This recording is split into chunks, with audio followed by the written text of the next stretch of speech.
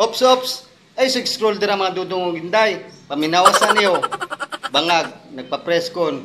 Watch this. Si President Ferdinand Marcos Jr. Morning, Mr. President. Magandang umaga sa inyong lahat. Tinawag ko kayong lahat ngayong umaga dahil may nagpaalala sa akin na tatlong buwan na ang nakalipas mula nung aking SONA na ating sinimulaan ang pag-imbestiga tungkol sa mga anomalous na flood control project. Kaya ito ay ang aking report sa taong bayan kung ano na ang mga pangyayari mula nung SONA ko at kung ano na ang ginagawa. Dahil siyempre marami dito sa ating ginagawa ay hindi na isa sa publiko. At so pa talaga nanggaling yan sa salita na yan, ha? Nasa yung democracy at transparency ng gobyernong ito. Kung kayo-kayo lang din ang nakakalam ng investigasyon na yan, idisuluhin nyo, investigasyon nyo. Mr. President, magandang umaga po, Ada. Mr. President, nabanggit nyo yung sa presentation, meron ng mga nasampahang kaso at ang hinihintay po talaga ng taong bayan, merong makulong. Ang tanong ko po, Mr. President, kailan po kaya mangyayari na may makukulong at kailan po ito? Palagay ko, hindi palagay ko, alam ko, bago magpasko, marami dito sa napangalanan dito ay palagay ko matatapos na yung kaso nila, buo na yung kaso, makukulong na sila. Wala silang Merry Christmas. Before Christmas, makukulong na sila. Wow, nice. Mahuhuli na rin ang mga butete at sapsap. Paano naman yung malalaking isda? Saan pa nagmula ang pondo at insertion? Di ba dyan sa malalaking opisyal ng gobyerno? Kaya ayusin mo. The next question from Kat. Good morning, Mr. President. Sir, you mentioned in the latter part of your speech na tapos na ang maliligayang araw nyo, hahabulin namin kayo. The nation's question is, why is former Congressman Zaldico's passport not yet cancelled? And what is the government doing to actually either convince him or force him to return to the Philippines? I think that's best directed at the lawyer because it's a legal answer.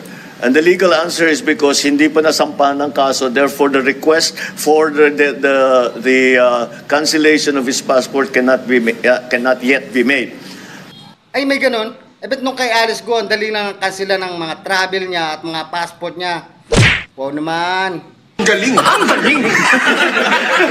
Sir, one more point on your presentation.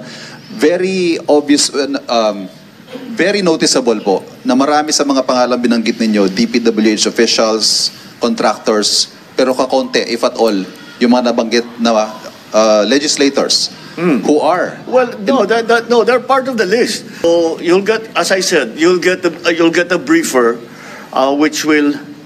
Oh, wait lang, relax lang. Natanong ko lang naman eh. Give you more detail on all of the things that I've said today.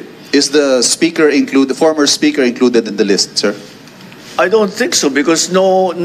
The only evidence that has been made against him is in the Senate. So I don't know. Oo, nagrarap ka na naman. Everything about a boom, about a big. Do a lot of things. Give it to a couple niggas that I always would. Gago! Nagkakabulol ka na naman pagdating kay Martin Romualdez ang tanong eh. Relax lang. In the Senate. So I don't know. No, with the speaker, no. Not as yet.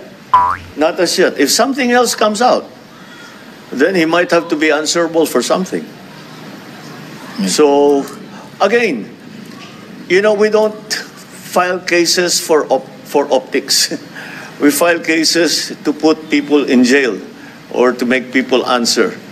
I know that there are many suggestions of who else we should file cases against.